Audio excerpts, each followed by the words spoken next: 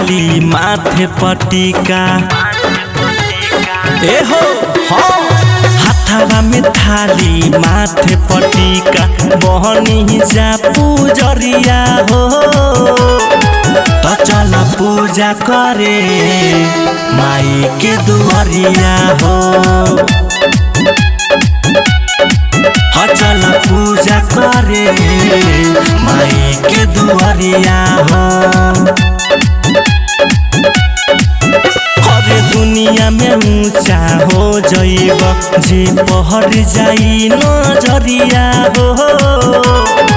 तो चल पूजा करे माई के दुआरिया हो चल पूजा करे माई के दुआरिया हो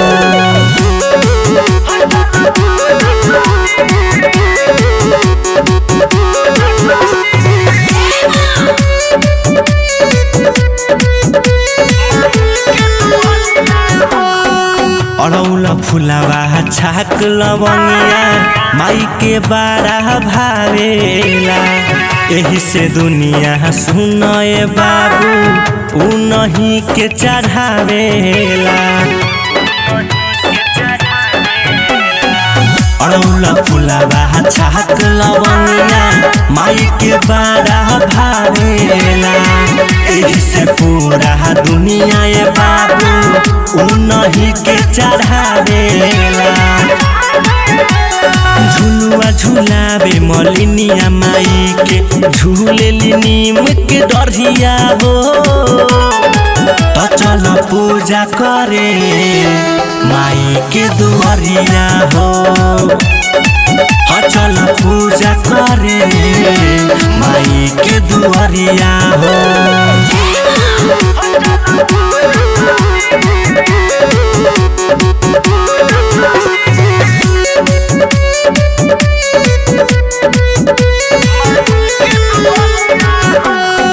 करेली माई शेर के सवारी घूमेली तीनों लोग पूरा हो करेला जे भी श्रद्धा से पूजा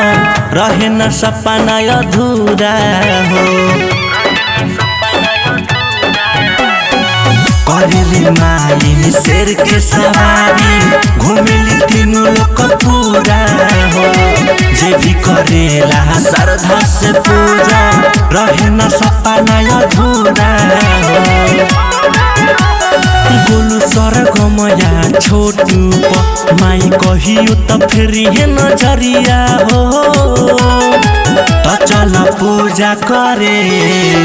माई के दुआरिया हो चल पूजा करे माई के दुआरिया हो।